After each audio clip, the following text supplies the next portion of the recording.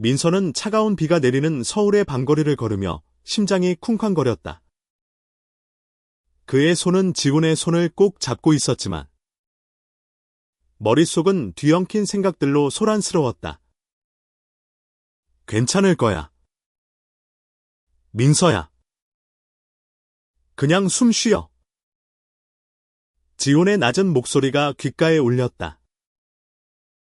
하지만 민서는 숨을 쉴 여유가 없었다. 바로 10분 전.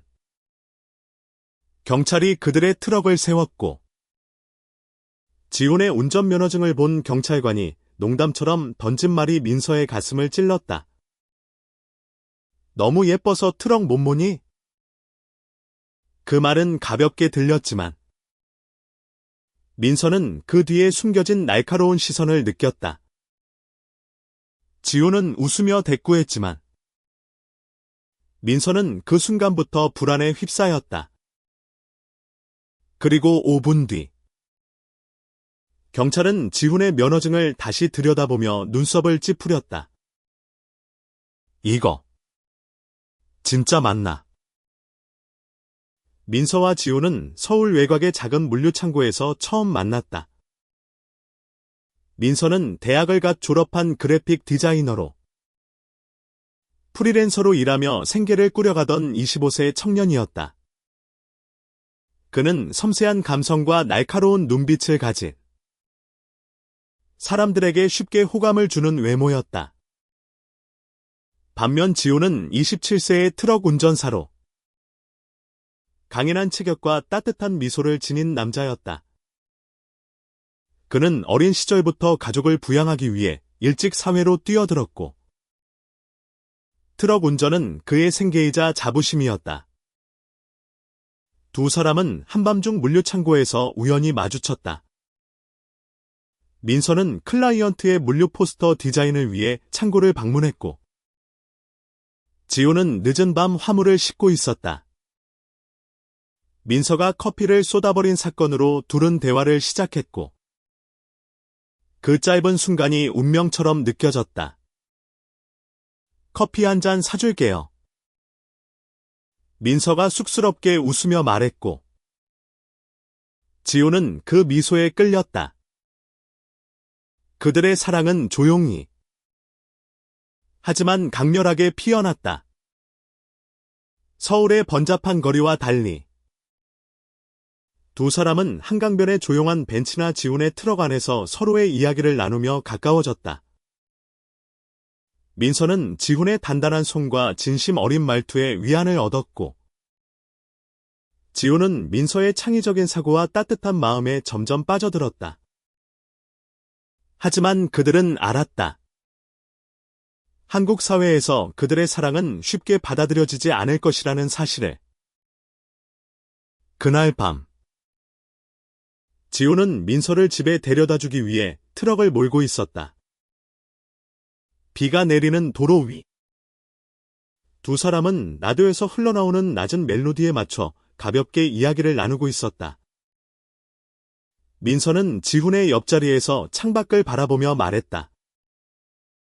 지훈아, 우리 그냥 멀리 떠나버릴까? 아무도 우리를 모르는 곳으로. 지훈은 미소를 지으며 민서의 손을 잡았다. 너만 옆에 있으면 어디든 갈 수 있어. 그 순간 뒤에서 경찰차의 사이렌 소리가 울렸다. 지훈은 침착하게 트럭을 갓길에 세웠다. 경찰관이 다가와 창문을 두드렸다. 운전면허증 좀 보겠습니다. 지훈은 자연스럽게 면허증을 건넸다. 경찰관은 면허증을 들여다보며 미소를 지었다. 너무 예뻐서 트럭 못 모니? 농담처럼 던진 말이었지만 민서는 그 말에 담긴 미묘한 뉘앙스를 놓치지 않았다. 지훈의 면허증 사진은 그의 강인한 외모와 달리 부드럽고 섬세한 분위기를 풍겼다. 민서는 그 사진을 좋아했지만 지금 이 순간 그 사진이 불러올 결과를 두려워했다. 경찰관은 면허증을 다시 보며 고개를 갸웃거렸다. 이거. 이름이 이상하네. 최지훈. 이게 진짜 맞나? 그의 목소리는 점점 날카로워졌다. 민서는 심장이 쿵 내려앉는 기분이었다. 지훈은 침착하게 대답했다. 네. 제 면허증 맞습니다. 문제 있으시면 말씀해 주세요. 5분 뒤. 경찰관은 지훈을 차에서 내리게 했다. 민서는 트럭 안에서 숨을 죽이고 있었다. 경찰관의 태도는 점점 더 공격적으로 변했다. 너. 이 면허증 진짜야. 왜 이렇게 애매하게 생겼지? 그 말은 농담이 아니었다. 민서는 그 말에 담긴 편견을 뼈저리게 느꼈다. 지호는 여전히 침착했지만 그의 손은 주먹을 쥐고 있었다. 민서는 더 이상 참을 수 없었다. 그는 트럭에서 내려 경찰관 앞에 섰다. 무슨 문제라도 있나요? 저희 그냥 집에 가는 길이에요. 그의 목소리는 떨렸지만 단호했다. 경찰관은 민서를 위아래로 훑어보며 비웃듯 말했다. 집에 간다고. 너희 둘. 좀 이상해 보이는데? 그 순간 민서는 깨달았다.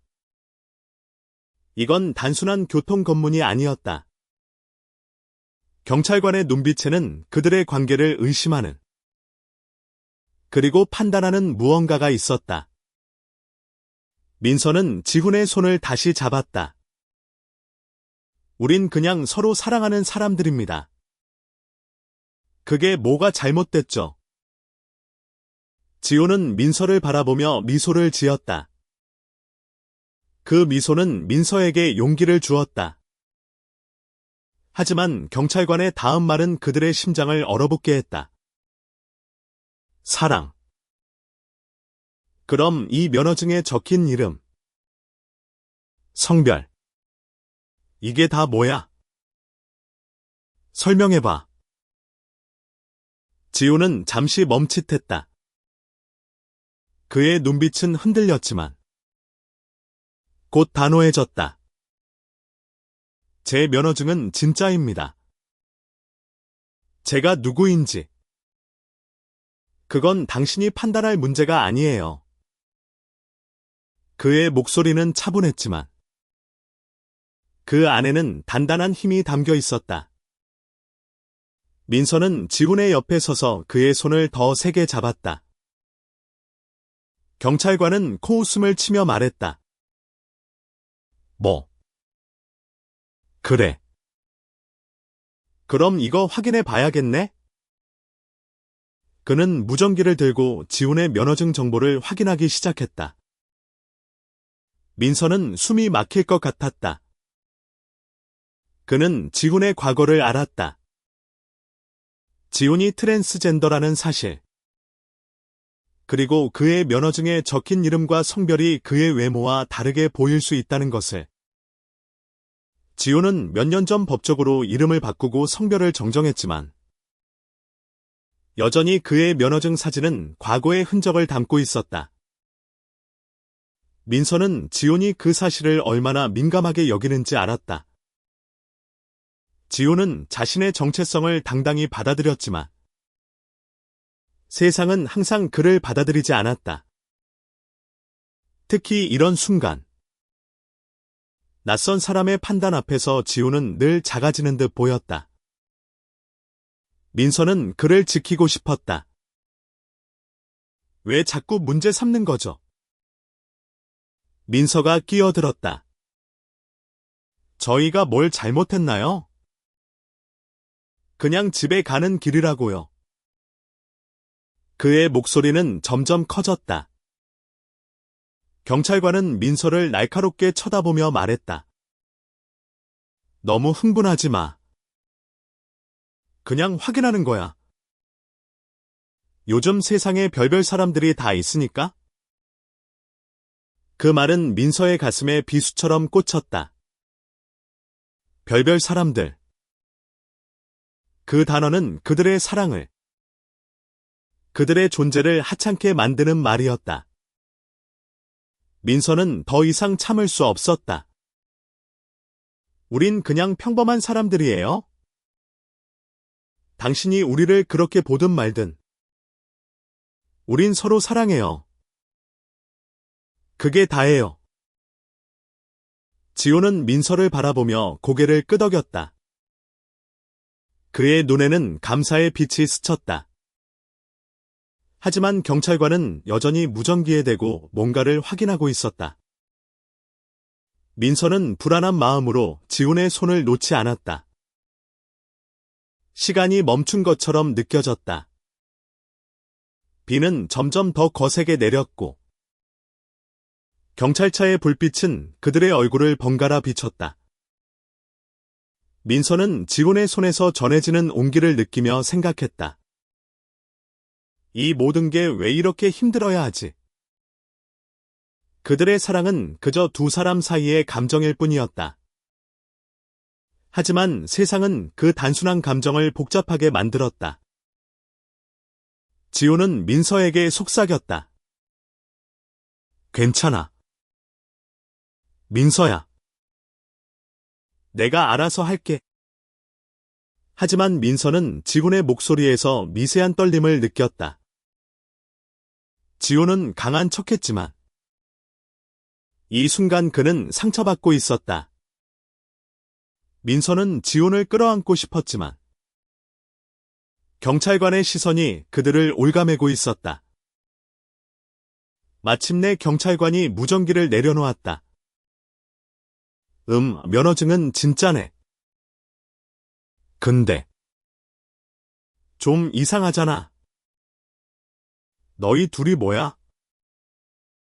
연인, 친구. 그의 질문은 단순한 호기심이 아니었다. 그 안에는 판단과 편견이 섞여 있었다. 민서는 이를 악물었다. 그건 당신이 알 필요 없는 일이에요. 그의 목소리는 단호했다. 지호는 민서를 바라보며 미소를 지었다. 민서야. 괜찮아. 그냥 가자. 하지만 경찰관은 쉽게 물러서지 않았다. 가긴 어딜까? 차량도 좀 확인해야겠는데? 그는 트럭의 뒤쪽으로 걸어가 짐칸을 열어보라고 지시했다. 지호는 한숨을 쉬며 트럭의 문을 열었다. 민서는 그 순간 뭔가 잘못될 것 같은 예감이 들었다. 짐칸에는 평범한 물류 상자들이 쌓여 있었다. 지호는 물류 회사에서 일하며 매일 이런 화물을 나르고 있었다. 하지만 경찰관은 상자 하나를 가리키며 말했다. 이거. 뭐야? 열어봐. 지호는 침착하게 상자를 열었다. 안에는 전자제품이 들어 있었다. 민서는 안도했지만 경찰관의 표정은 여전히 의심스러웠다. 이거 도난품 아니지? 경찰관의 말에 민서는 터져나오는 분노를 억눌렀다. 도난품. 저희는 그냥 일하는 사람들이에요. 왜 자꾸 의심하는 거죠? 지호는 민서를 진정시키려 손을 뻗었다. 민서야. 괜찮아. 그냥 확인하는 거야. 하지만 그의 목소리에는 피로가 묻어 있었다. 경찰관은 상자를 더 뒤지며 뭔가를 찾으려는 듯했다. 민서는 그 순간 깨달았다. 이건 단순한 검문이 아니었다. 경찰관은 그들의 관계를, 지훈의 정체성을 문제 삼고 있었다. 경찰관의 손이 상자 속을 헤집는 동안 민서는 지훈의 옆에 바짝 붙어 섰다. 비는 그들의 머리 위로 떨어져 내렸고 차가운 물방울이 민서의 얼굴을 타고 흘렀다. 그는 지훈의 손을 놓지 않았다. 그 손은 그의 유일한 안식처였다. 이거 좀 이상하네. 경찰관이 상자에서 작은 물건을 꺼냈다. 그것은 평범한 USB 드라이브였다. 이게 뭐지? 뭔가 숨기는 거 아냐? 그의 목소리는 점점 더 날카로워졌다. 지훈은 침착하게 대답했다. 그건 회사에서 자료 백업용으로 쓰는 겁니다. 물류 기록이에요. 하지만 경찰관은 믿지 않는 듯했다. 그는 USB를 손에 쥐고 이리저리 살펴보며 말했다. 이거 확인해야겠네? 따라와. 민서는 더 이상 참을 수 없었다. 도대체 왜 저희를 이렇게 괴롭히는 거죠? 저희가 뭘 잘못했나요? 그의 목소리는 떨렸지만 분노가 가득했다. 경찰관은 민서를 무시하듯 지훈에게 말했다. 너 경찰서까지 같이 가야겠어. 이거 좀 수상해. 지훈은 민서를 바라보며 고개를 저었다. 민서야. 너는 여기 있어. 내가 다 설명할게. 하지만 민서는 고개를 저었다. 아니. 나도 갈 거야. 너 혼자 안 보내. 경찰서로 가는 길은 끝없이 길게 느껴졌다. 지훈과 민서는 경찰차 뒷좌석에 앉아 있었고 그들 사이에는 침묵이 흘렀다. 민서는 지훈의 손을 잡고 있었지만 그의 손은 차갑게 식어 있었다. 민서는 지훈이 얼마나 상처받았을지 짐작할 수 있었다. 경찰서에 도착하자 지훈은 별도의 방으로 불려갔다. 민서는 대기실에서 기다리라는 말을 들었다. 그는 의자에 앉아 손톱을 물어뜯으며 생각했다. 왜 이렇게까지 해야 하지? 우린 그냥 서로 사랑하는 사람들일 뿐인데. 지훈이 방에서 나왔을 때 그의 얼굴은 굳어 있었다. 민서는 자리에서 벌떡 일어나 그에게 달려갔다. 괜찮아. 무슨 일 있었어? 지훈은 미소를 지으려 했지만 그 미소는 어색했다. 그냥 USB 확인했대. 별일 아니야. 하지만 민서는 지훈의 눈빛에서 뭔가 잘못됐음을 느꼈다. 그는 지훈의 손을 잡고 물었다. 진짜로 괜찮은 거야. 나한테 말해. 지훈은 한숨을 쉬며 말했다. 그냥 내 면허증에 대해 물어봤어. 이름, 성별, 왜 이렇게 됐냐고. 민서의 가슴이 아팠다. 그는 지훈을 끌어안았다. 미안해. 지훈아. 내가 더 세게 말했어야 했는데. 지훈은 민서의 머리를 쓰다듬으며 말했다. 너 때문이 아니야. 그냥. 세상이 그래. 그날 밤. 민서와 지훈은 경찰서를 나와 지훈의 트럭으로 돌아갔다. 비는 여전히 내리고 있었고 두 사람은 트럭 안에서 서로를 바라보았다. 민서는 지훈의 손을 잡으며 말했다. 지훈아, 우리 그냥 이 모든 걸 잊고 떠나자. 어디든. 우리만 있으면 돼. 지훈은 민서를 바라보며 미소를 지었다. 너만 있으면 난 어디든 갈 수 있어. 그들은 서로를 끌어안았다. 그 순간 세상의 모든 편견과 차가운 시선은 멀리 떨어져 있었다. 하지만 그들의 이야기는 여기서 끝나지 않았다. 경찰서에서의 사건은 그들의 삶에 새로운 전환점을 만들었다. 민서는 지훈의 곁에서 더 단단히 버텨야겠다고 다짐했다. 그리고 지훈은 민서의 용기에 힘을 얻었다. 그들은 서로에게 힘이 되어주는 존재였다. 며칠 뒤, 민서와 지훈은 한강변에 앉아 있었다. 서울의 야경이 반짝였고, 두 사람은 서로의 손을 잡고 있었다. 민서는 지훈에게 말했다. 그날, 정말 무서웠어. 너 혼자 저를 두고 갈까봐. 지훈은 미소를 지으며 민서의 머리를 쓰다듬었다. 내가 너를 두고 어딜까?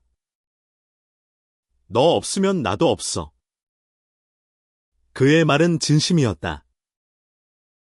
민서는 지훈의 가슴에 기대며 말했다. 우린 계속 이렇게 함께일 거야. 그렇지. 지훈은 고개를 끄덕였다. 당연하지. 어떤 일이 있어도. 하지만 그들의 평화로운 순간은 오래가지 않았다. 지훈의 회사에서 그에게 전화가 왔다. 경찰서 사건 이후 누군가가 지훈의 정체성에 대해 회사에 제보한 것이었다. 회사는 지훈에게 고객 신뢰를 이유로 잠시 일을 쉬라고 통보했다. 민서는 그 소식을 듣고 분노했다. 이게 뭐야? 너 잘못한 거 하나도 없는데. 그는 지훈의 손을 잡으며 말했다. 우린 싸워야 해. 지훈아. 이건 부당해. 지훈은 고개를 저었다. 민서야. 그냥 조용히 넘어가자. 내가 또 일 시작할 수 있어. 하지만 민서는 물러서지 않았다. 아니. 이번엔 그냥 넘어갈 수 없어. 우리가 왜 숨겨야 해? 우리가 뭘 잘못했어? 민서는 지훈을 설득해 회사에 항의하기로 했다. 그들은 함께 변호사를 만나 상담을 받았다. 변호사는 그들의 이야기를 듣고 말했다. 이건 명백한 차별이에요. 싸울 가치가 있습니다. 민서와 지훈은 회사와의 싸움을 시작했다. 그 과정은 쉽지 않았다. 지훈은 자신의 정체성을 공개적으로 드러내야 했고, 그로 인해 더 많은 사람들의 시선을 마주해야 했다. 하지만 민서는 지훈의 곁을 떠나지 않았다. 그는 지훈의 손을 잡고 말했다. 너는 너 자신을 부끄러워할 필요 없어. 내가 너를 사랑해. 그게 전부야. 지훈은 민서의 말에 눈물을 흘렸다.